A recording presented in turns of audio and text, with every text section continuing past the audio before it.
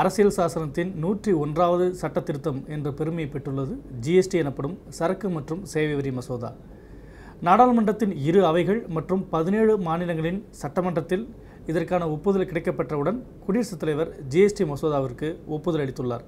இதன் மூலம் ஜிஎஸ்டி எனப்படும் புதிய வரி விதிப்பை வழங்க மத்திய மாநில அரசுகளுக்கு அதிகாரம் கிடைத்துள்ளது. ஜிஎஸ்டி எனப்படும் சரக்கு மற்றும் சேவை வரி மசோதாவை தீர்மானிக்கும் குழுவானது ஏற்கனவே 2 முறை கூடி விவாதித்துள்ளது. தற்போது 3வது முறையாக இன்று நிதியமைச்சர் தலைமையில் இந்த கூட்டம் நடைபெற்று முடிந்துள்ளது. இந்த குழுதான் ஒட்டுமொத்தமாக உள்ள 130 கோடி இந்தியர்கள் எந்த அளவுக்கு வரி செலுத்த வேண்டும் என்பதை தீர்மானிக்க இருக்கிறார்கள்.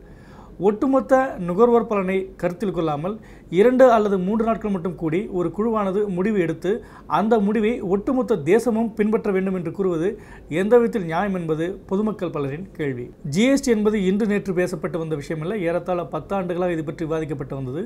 யார் இதனை அறிமுகம் செய்வது என்பதில்தான் 2 பெரிய தேசிய கட்சிகளுக்கு இடையே இழுபறி நீடித்து வந்ததே தவிர அதன் சாராம்சம் என்ன என்பது குறித்து 2 கட்சிகளும் கவலைப்பட்டதாக தெரியவில்லை என்பது பொருளாதார நிபுணர்கள் தரும் விளக்கம். ஜிஎஸ்டியை அறிமுகப்படுத்துவதற்கு மத்திய அரசு கூறிய ஒரே காரணம் வரி விதிப்பை எளிமையாக்கும் என்பதுதான்.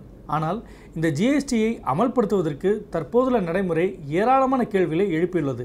இதற்கு மத்திய மாநில அரசிடமிருந்து இதுவரை எந்த பதிலும் இல்லை. இந்திய தொழில்துறையில் ஏறத்தாழ 60% அளவுக்கு சேவைத்துறையின் பங்களிப்பு இருந்து வருகிறது.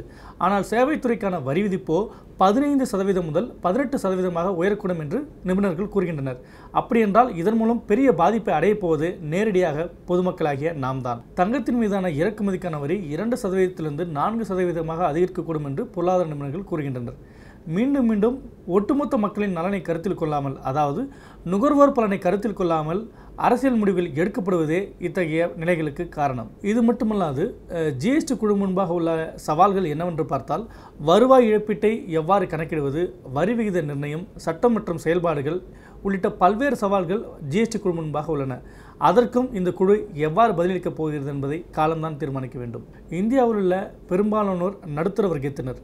எஃப்எம்சிஜி என்று சொல்லப்படும் ஃபாஸ்ட் மூவிங் கன்சூமர் குட்ஸ் என்பது அவர்கள் அன்றாடம் பயன்படுத்தும் பொருட்கள். ஆனால் ஜிஎஸ்டி வரி விதிப்பானது அந்த பொருட்கள் மீது கூடுதல் சுமை ஏற்படுத்தும். அப்படி பார்த்தால் ஒட்டுமொத்தமாக நுகர்வோர்கள் கூடுதல் வரி விதிப்பை செலுத்த வேண்டிய நிலைக்கு தள்ளப்படுகிறார்கள். மக்களாட்சி தத்துவத்தின்படி தாங்கள் எடுக்கக்கூடிய முடிவுகளை ஒவ்வொரு குடிமகனுக்கும் எடுத்துக்கூற வேண்டிய பெரும் பொறுப்பு மத்திய மாநில அரசுகளுக்கு இருக்கிறது. ஜிஎஸ்டி விவகாரத்தில் மக்கள் முன் எழுந்துள்ள கேள்விகளுக்கு மத்திய மாநில அரசுகள் விரைவில் பதிலளித்தே தீர வேண்டும்.